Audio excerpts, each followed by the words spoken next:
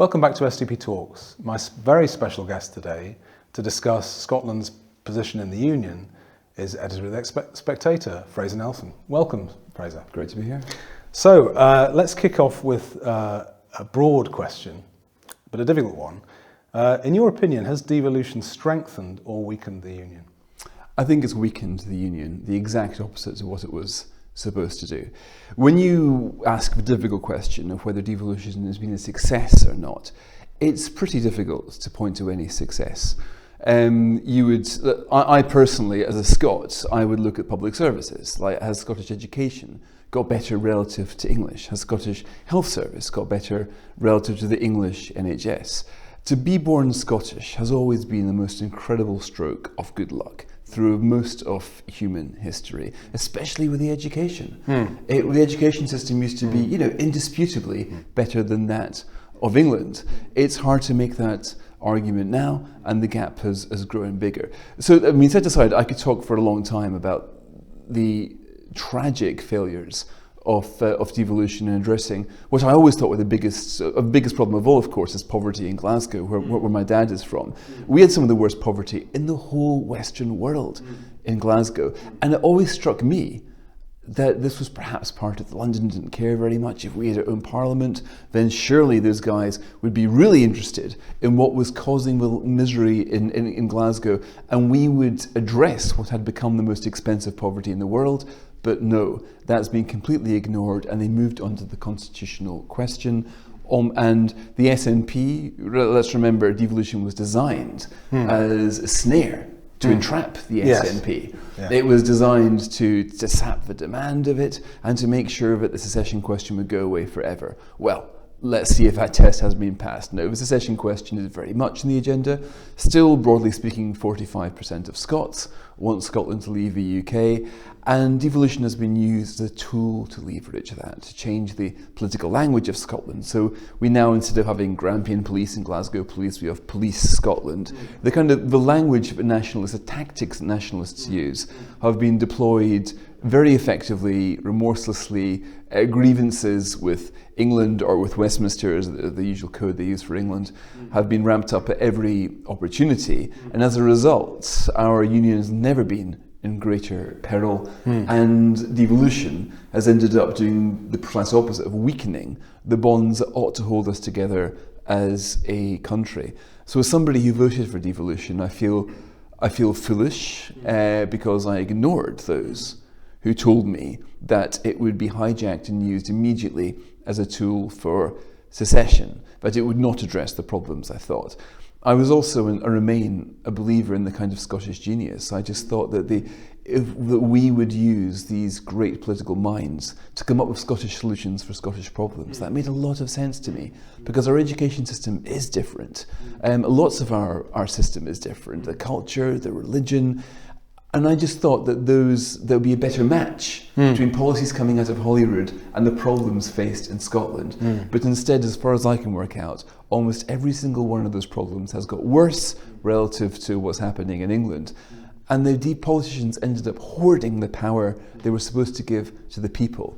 So even devolution has failed to devolve power. You ended up with the Blair reforms that empowered patients and empowered parents. But in Scotland, you end up with a party which seems to think it's a good idea to create a brand new East Germany, holding all that power. So I'm afraid to say I can't think of many reasons why, if going back, why I would vote for devolution again. Well, there's a lot in that answer, Fraser. So you started off by talking about particular policy areas, education, health, and so on, and I agree with you on that.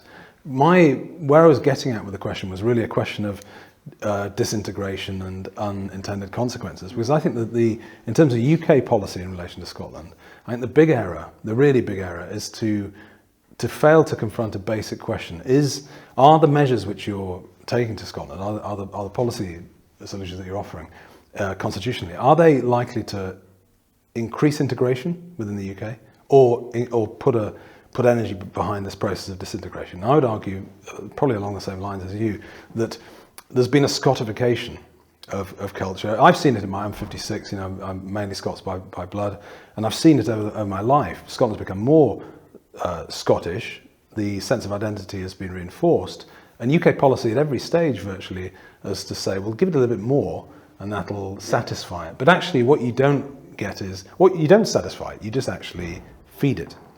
Would that be fair? Yes, that's fair. And I think this is one of the tragic things we've seen over the years, is that Westminster politicians do tend to know the south of France better than the north of England, and certainly better than Scotland. And so they see a problem which they don't really focus on now and again. Oh, the Scots are agitating, they want independence, but let's just give them a little bit more power. You see it even now. Oh, let's give the Scottish Parliament more powers and maybe that will make it go away. But the fundamental argument to devolution, but no, it doesn't.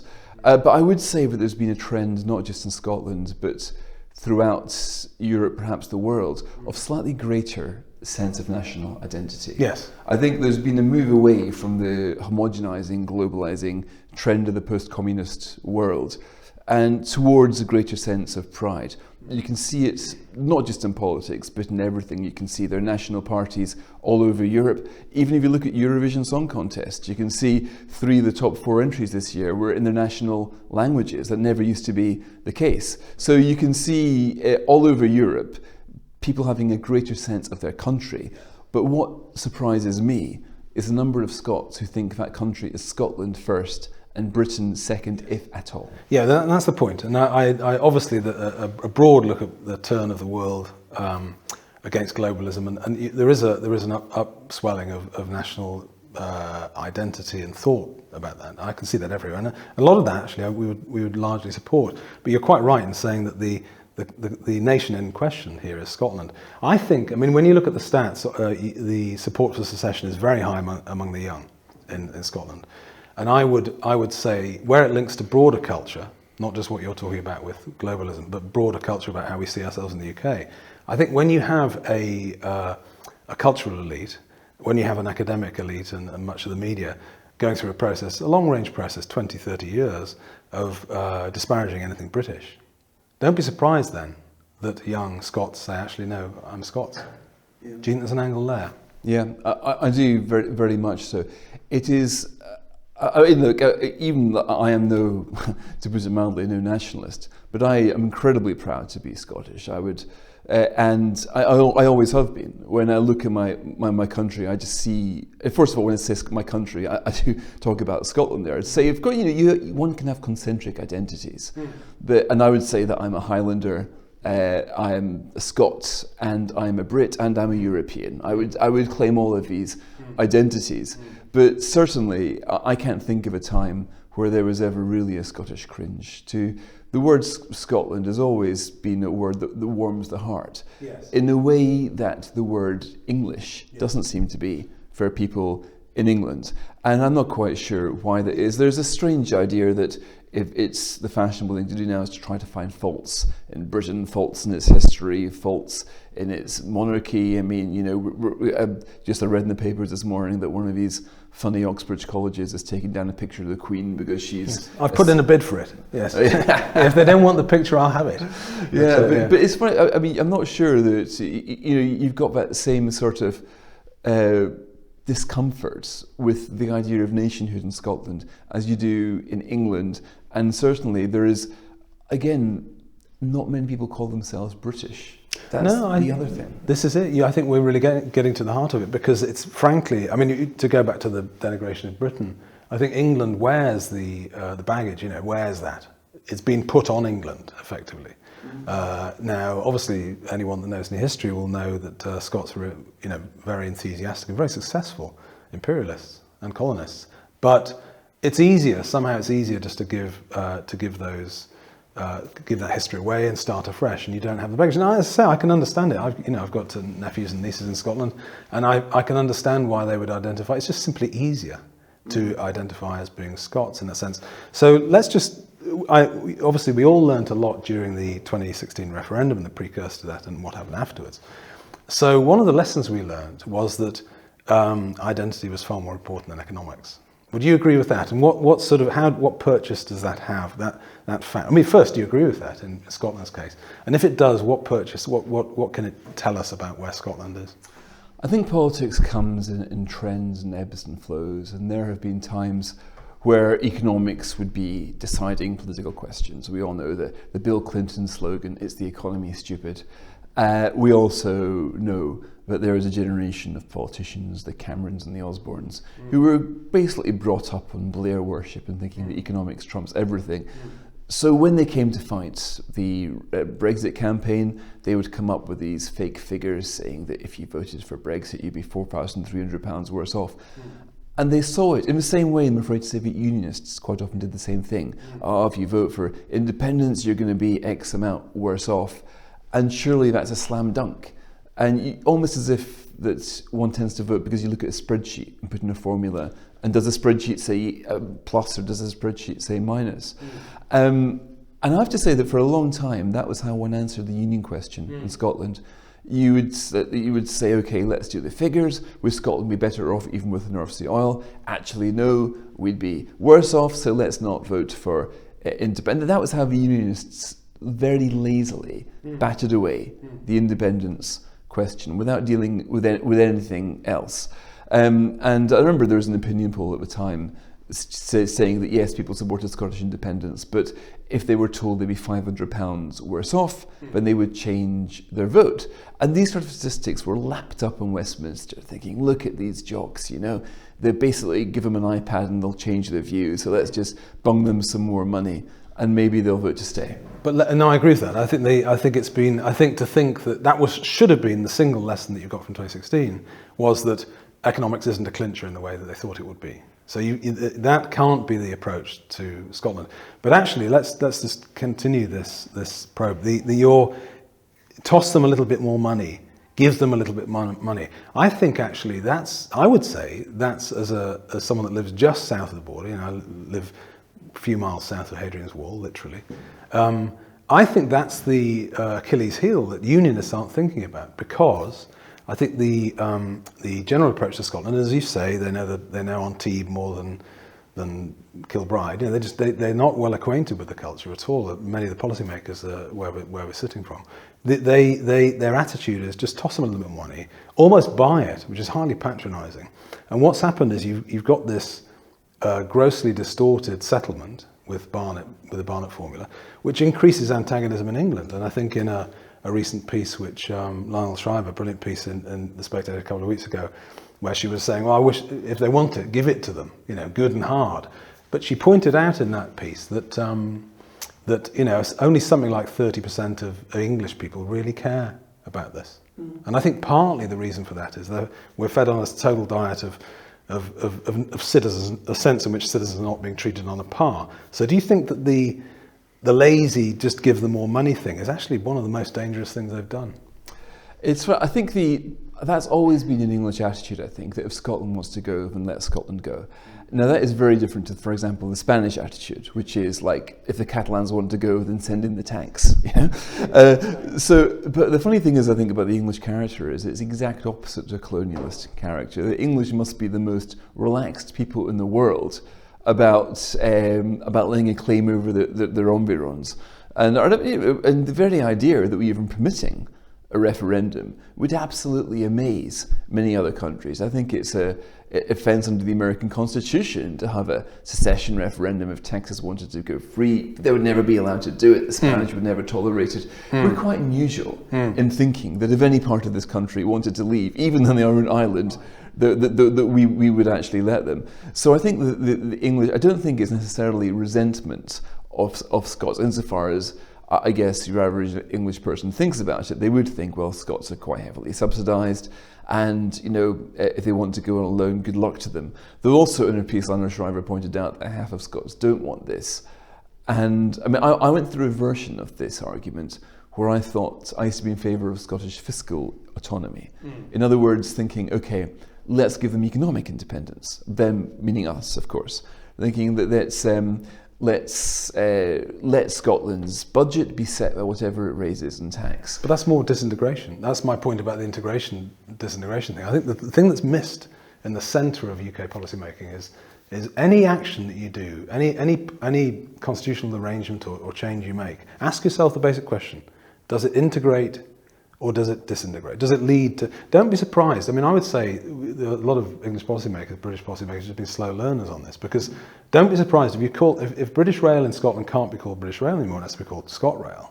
And even political parties can't trade as the Conservative Party. It has to be the Scottish Conservative Party or the Scottish Liberal. I mean, don't be surprised that we don't do that. We're just the SDP. But you know, if you do that, don't be surprised that the end of the process is secession. Yeah, and that's the big, of course, this is the asymmetry of the debate in Scotland, because to the nationalists regard this as very important. Which flags are flown where? What language we put on it? After privatisation, British gas became Scottish gas up there, for example. But they've been very astute in rebranding public services. Of course, NHS Scotland has always been, since 1948, it's been organisationally independent, where unionists have not tended to care much about that, but it does matter, partly because unionists have been, to your earlier point, just obsessed with economics, thinking, look, for as long as Scotland is in England's deficit, we don't need to worry about all of this. We don't need to think about questions like too reliant identity. to escape. Yes, yeah. That's what I think. But only recently did you find, I think that you're right in saying that 2016 ought to have been a reminder that these economic arguments don't work, they don't trump identity. But to be honest, the 2014 referendum ought to have shown that as well.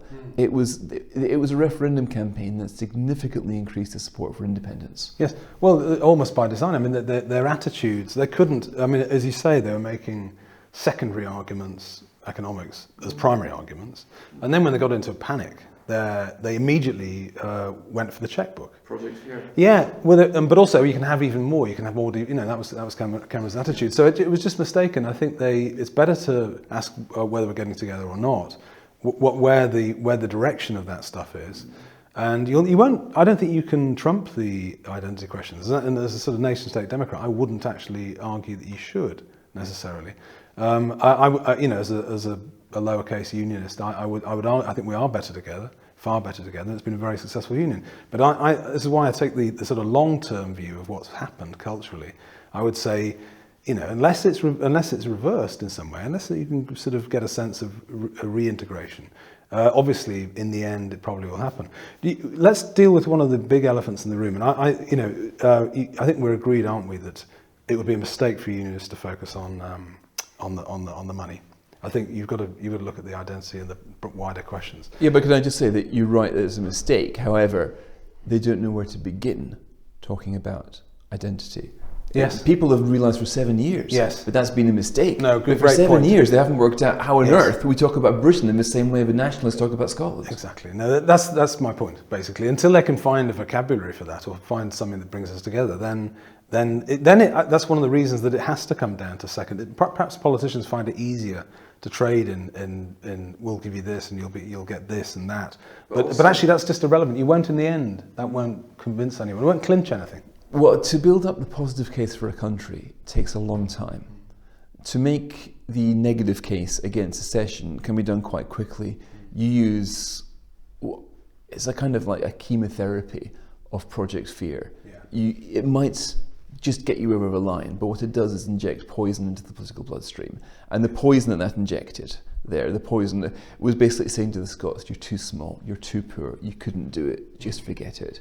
Now that even makes me indignant. Of course, no, it does. Scotland could be independent. No, one of the things in all interviews and all, I've written a little bit on this and talking to friends. And as I say, it's not just because we're a sort of Anglo-Scots family, but I would never ever doubt their ability to make a success of it. In the end, I think there'd be serious chop. We've had a little bit of chop with Brexit, but there would be some. But I really reject any. And also, it's not a question, Fraser, of scale. It's not a question of.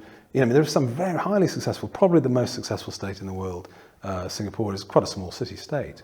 I'm not convinced by any of those things. I think if the Scots wanted to vote for it and they united the country behind it, I think they could make a success of it. In the end, they would. But I think there'll be very, very serious chop. I mean, obviously, you can just see the fiscal. I think it's up to 20% now because of the last year, so it's very serious. But it's. Do you agree with me that it would be a mistake for unionists to say you can't do it? Yes, it's insulting and it's provocative. And I think there's no greater way to increase support for independence than have somebody come up from London saying, don't think about it, Jocko, you're too small. You're too small, it's rubbish. Yeah. Now the thing is, one of the ideas favoured in London, apparently Michael Gove's in favour of this, is approaching it by basically coming up with the terms of separation before a referendum. So we say, okay, let's not do what we did with Brexit, let's get the negotiation in first, and let's ask questions, because the SNP sells a sort of a dream and an ideal.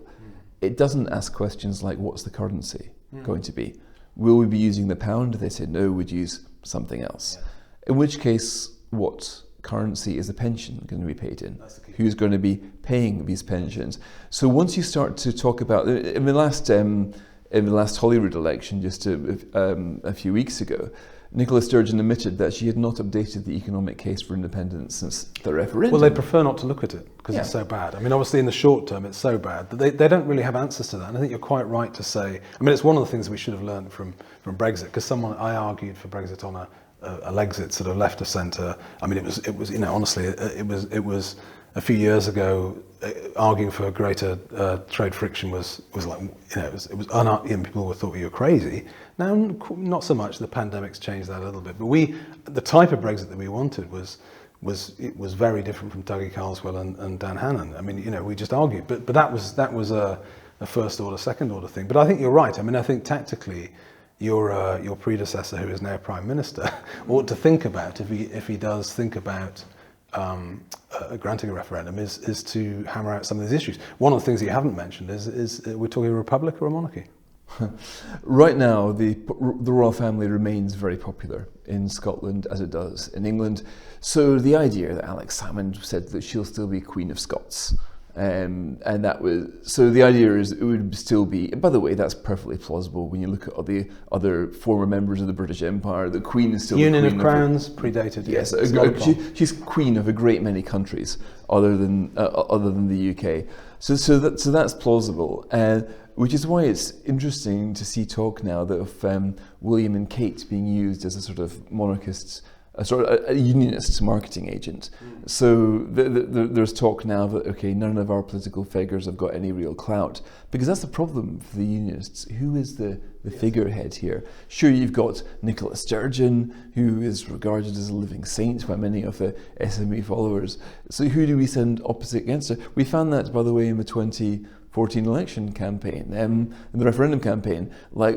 Sure, you had, I think Alex Ferguson gave a couple of quotes supportive of independence, but there was no real kind of leader for the unionists. So you get a few people like Neil Oliver, the television historian, and a few other people like that. But there's, as the poem puts it, no gods and precious few heroes. Yeah, and Neil's very good. Neil Oliver's very good on this, and one of the things he's best at is demonstrating almost as a person that you can be a unionist and that you're no less Scots. I mean, one of the things that I've really found irritating tactically that the SNP has done is to question people's Scottishness, which is absurd. I mean, it's completely.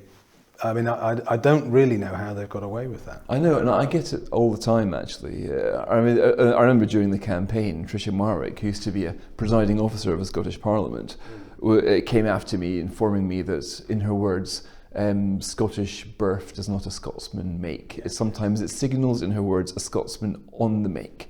Now, I'm not quite sure what she meant there. Obviously, I wasn't sufficiently Scottish for her, which again, is Mike Russell, president of the SNP, has referred to me as a sort of exiled Scot. In other words, again, questioning my purity, because I happen to work in another part of the family of the United Kingdom. By the way, we shouldn't be too surprised about this, because the blood and soil nationalism is never that far It's behind. not far. No, it's the not SNP far. leadership has done quite a good job at trying to cultivate a civic nationalism. But nationalism is a very difficult tiger to ride. And before too long, you get into situations of do you sound properly Scottish? Which, by the way, I do not sound properly Scottish to a great many Scots, which is a point that if ever going Scottish media... You're convincing me, Fraser, you're in good company. Well, I have the other thing, which I say mainly Scottish by blood, but I've never pretended to be Scots in that sense. I was born in the northeast of England, and I to sort of use Jonathan Miller's phrase, I'm Scottish. That's what it is. And I'm very fond, very strong Orkney links and things. But it's the way it is actually. But there is a diaspora. I mean, that was another question. What do we have a say? I don't know. Can I finish off just on a couple of what might seem sort of practical questions, sort of more practical questions? This is something that's exercised the media quite a lot after 2016, because it seemed to almost be a consensus that that voting for Brexit increases the probability of Scots secession. It was taken almost. Not that many commentators argued against that. Instead of internationally, New York Times, WAPO, and all these people saying, "Oh, you're just about to break, and it's terrible, and you're going to break up the union."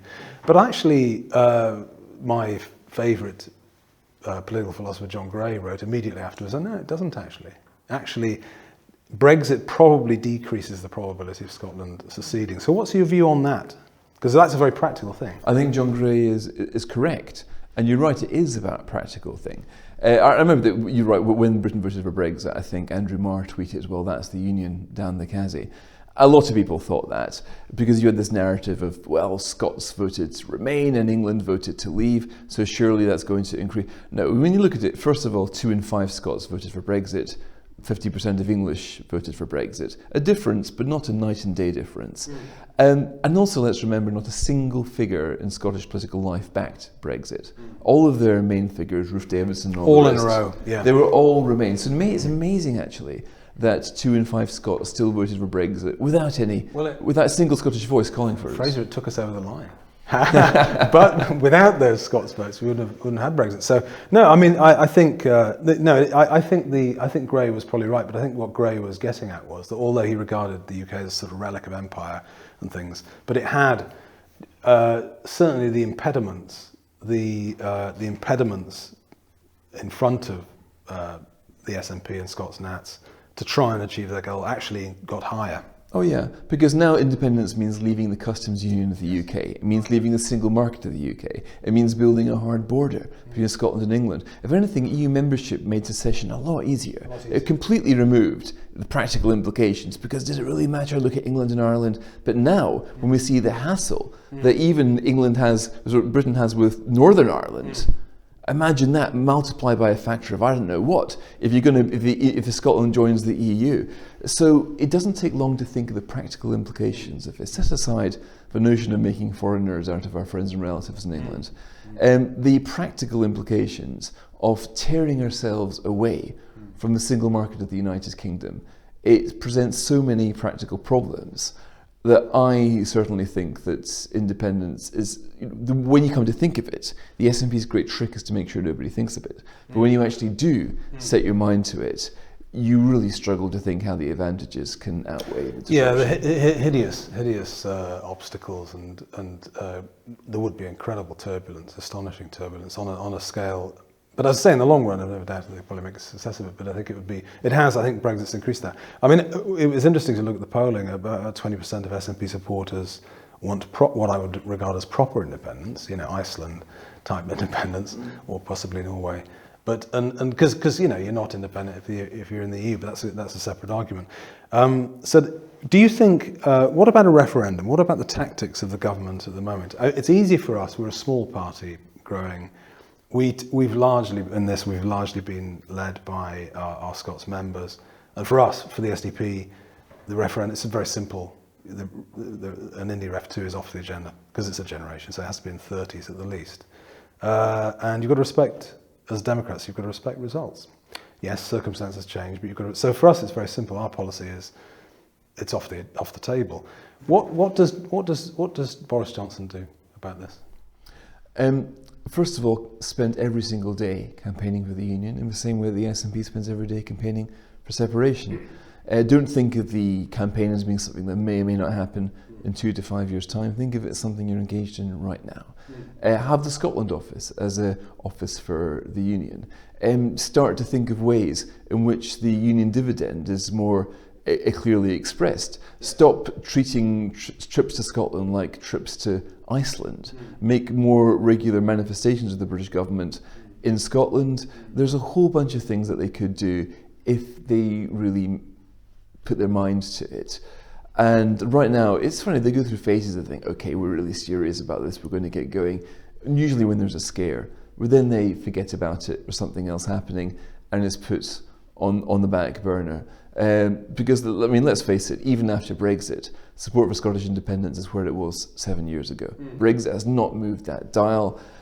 you can see the case for being complacent about it. Now, I think that Nicola Sturgeon is the great pretender, in that she makes out as if Scots are just chomping at the bit to leave because look at all the constituencies that she's got, when in fact her case is very thin, her support base is fractured. But what she is very good doing is paralysing the Westminster Tories and indeed Labour into near immobility. So they ought to be campaigning as if the referendum is into building the case, the identity case for the union, making the positive case for the union, and recognising that takes years. It does take you. I think you're absolutely right about that, and I think the disappointing thing about the knee-jerk reaction to new polls that startle people, and people in SW1 get startled and they say, "Oh, toss them a few more biscuits." And that, as I said, I return to it. That is one of the biggest problems. It's a Napoleonic thing. The hand above is always, that gives is always above the hand that receives. But that's quite a patronising attitude to have to what is essentially an important thing about us. Are we us? And I think if we're not us, we're finished actually. And you've got a new future, but it's not the one we had. Can I, before we finish, one more question on what I think is unfinished business, which is the question of an English Parliament and constitutionally what we do with the... Now, it's not been addressed. Politicians don't really want to talk about this. But we in our party had a look at it, and I think it is. I think you have, English votes for English laws, and West Lothian still hovering around. But do you agree that it's not just Celtic nationalism which has blossomed, it's also English nationalism has as well? And do you think that is unfinished business? I mean, our policy is to address it. If you don't, again, I've canvassed people. You can't. The prospect of removing the Welsh Assembly and the Scottish Parliament, I think politically is zero. I think it's there. It's very, very difficult to say, well, we're just going to take that off, So I think the realistic adaptation and adjustment to it is an English Parliament. And if I had my way, it would be in York, because I think that's the end game. What Blair started was partial, and you can't leave it as it is. Do you think that's a fair argument for an English Parliament? There is a certain technocratic logic to it, certainly, but it's an asymmetric, it's an imbalance. Look at Scotland, Northern Ireland and Wales, yet where is England's Parliament? And now and again you hear solutions for it. One of them being, let's kick out the Scots from Westminster now and again, have it English only. For example, I think tuition fees was foisted upon England against the wishes of English MPs because of Scots. Now, if I were an English, I'm a Scot, but I can't work out why there wasn't more English anger about that. But there is anger, as I said before. You see, this is why I think the seeds of secession may be being planted in England. That's my point. I think because people underestimate it in pub arguments and discussions. People talk about free prescriptions or free tuition fees. I mean, now I've got three children, and they all went to English university, born here, and they paid, so there's best part of 30 grand extra, and my sister's children don't. Now, believe me, in the pub, I've heard people say, well, how aren't people outraged by that? Well, maybe they are. I don't know. I think, but just constitutionally, I think we argue that that's the final adaptation that's got to be made. And usually the argument that's made against it is that England's too big for its own parliament in relation to the others. But I always say, when people say that, is, well, if you think that, then England's too big for the union. The funny thing is, if you look at nationalist movements, you very seldom see the biggest country having a nationalist movement. I mean, you can see people saying, make London independent. Sometimes you see that. Of course, you've got your London Assembly. And now and again, you think, let's kick out the Scots. The Swedes say a bit like, give Skåne back to Denmark and stuff. There's a little, it's a joke, but it never really takes off, because I think the biggest country in a union doesn't really tend to feel set upon, hard done by. Usually it's got a pretty good deal. As I would argue, Scotland has got a pretty good deal from the union right now, an incredible deal. We're plugged into a country which we defended together against fascism. A country which, the blood ties that bound us together over the years are so strong that I cannot ever imagine them really coming. It's funny because, of course, I do fear for the union. I do think that it's weak, but fundamentally, I just think of what we've got in common culturally, linguistically. We've got the same, We share the same viewing patterns, the BBC. We share the same two languages. The same dwindling viewing patterns for the BBC. Yeah, but still, people watch. There's something about the fact that we do watch EastEnders. There was even a study showing that some Glaswegians have picked up sort of East End twang by watching it so much. We've even got the same second language, which is Polish, second language in England and in Scotland. And it's really not that big an island, this island that we share. Yeah. Oh no, and actually I think it may have been in the piece, your bluff piece that you put in the Spectator a few weeks ago, about the fact that actually on the data, sort of stuff that Matt Goodwin does about value divides, actually there's probably a greater divide between the East and West in England there is between England and the rest of Scotland. And that's absolutely true. I think that's absolutely true. No, we are cut ultimately from the same cloth. This is not a Czech-Slovak situation or anything like it. Culturally, we are the same people, and I've noticed that because it took me a long time to come to England as a Scot. I didn't come down, and I grew up thinking that England was sort of different in many significant ways, but now I don't think that at all. I'm just really struck by not just how we're sane, but how we've actually converged in the way we see the world, not diverged, which is strange because the political dynamics is going the other direction. But the way that there is so much that unites us, there is so much of a good story to tell about our union. All we need is a political party with the gumption to tell it. Let's hope we get that. Thank you very much, Fraser. Cheers. Great to be. Cheers.